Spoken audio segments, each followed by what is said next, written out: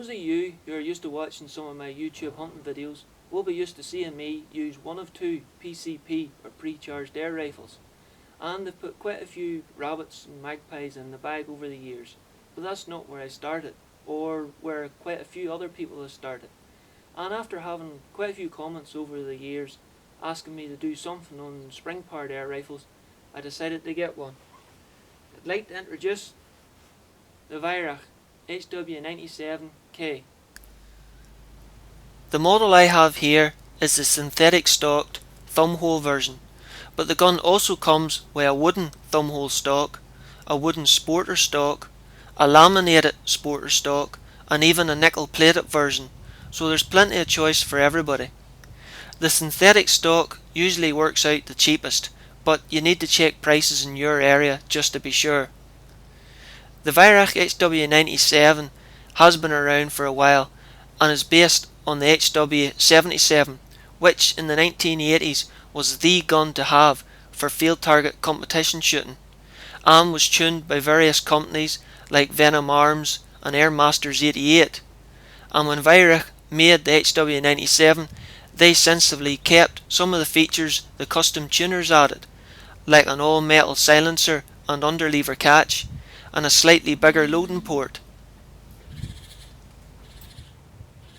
Here you can see I have an old Simmons 4-12x40 scope mounted to the rifle with a one-piece high sports match mount.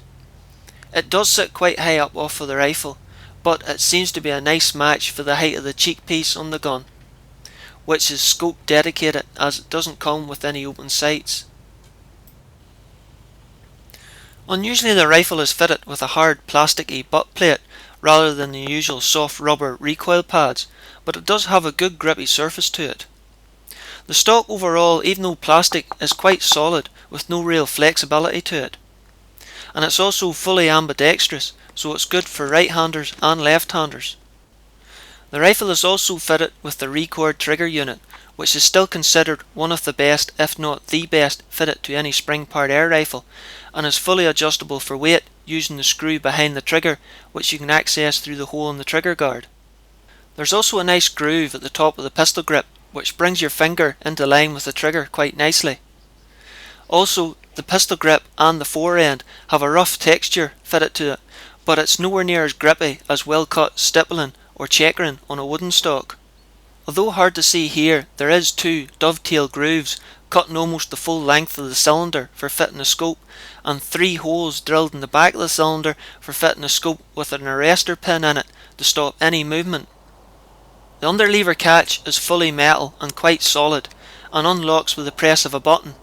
The O-ring round the end of the lever stops it from rattling once it's locked into place. The loading bay operates quite smoothly on the cocking stroke.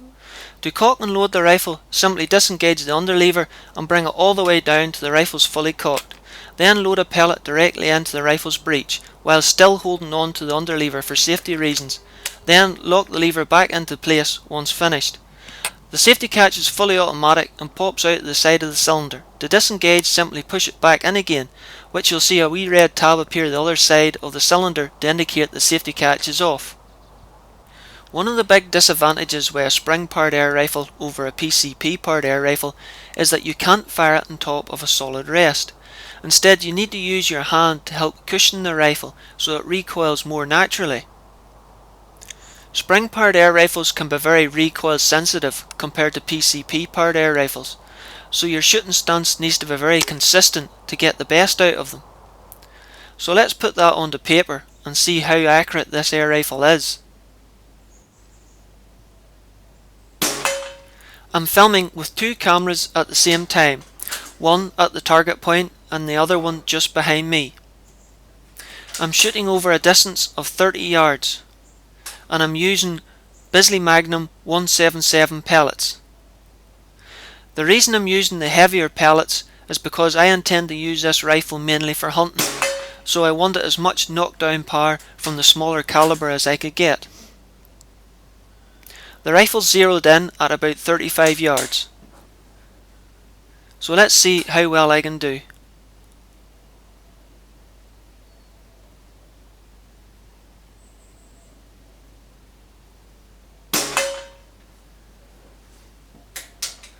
Of course, the obvious disadvantage you can see is the amount of time it takes to cock and load each shot compared to one of the pre-charged multi-shot air rifles I use.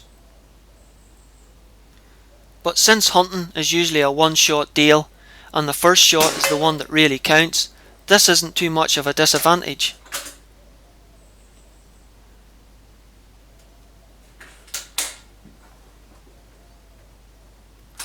As you can hear, the rifle's still quite quiet for a spring-powered air rifle, though there is a little bit of a twang with the spring on the firing stroke. This is a standard out-of-the-box unit at the UK 12 foot-pounds limit and hasn't been tuned or touched at all. I fired about 1500 to 2000 pellets out of it by now, so the gun is well run in.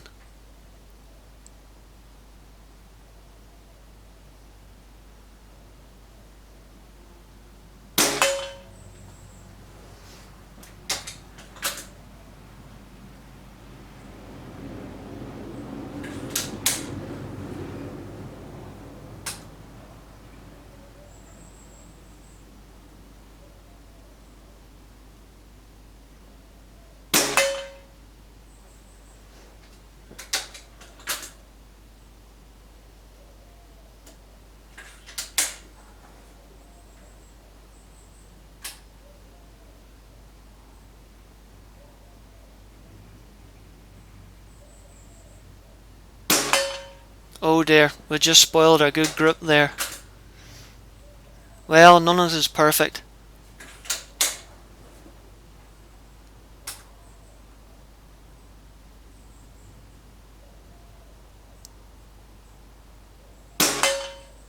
And again, oh well.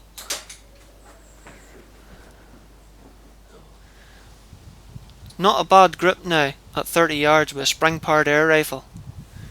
It's a shame about the two I threw out, but I still think it'll be a dead magpie. So let's try a little something different. We'll put up some empty shotgun cartridges here, as everybody likes to shoot at reactive targets. Again, we're shooting at 30 yards from a sitting position with the HW97 and 177.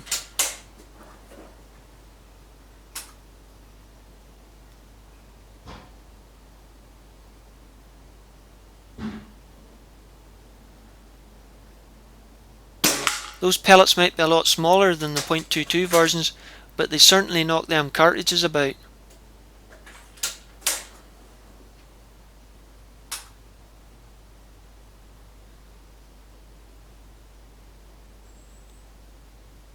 Oh, just skinned him.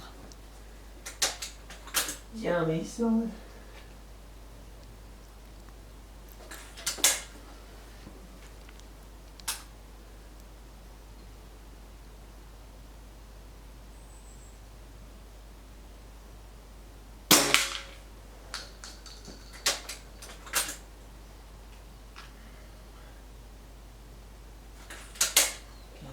I'll get 2 for 1.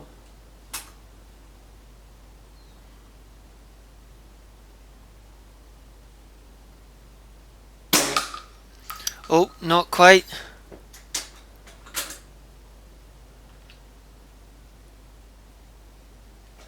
Can't just let him sit there like that and defy me.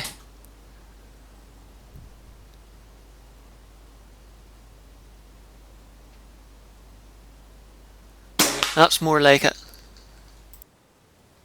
Now, I haven't had this gun for terribly long, a couple of months, but I've put over 1,000 pellets through it just to run it in and make sure I can shoot it well enough and accurately enough to go hunting with it, and hopefully you'll see some of that hunting footage in further YouTube videos.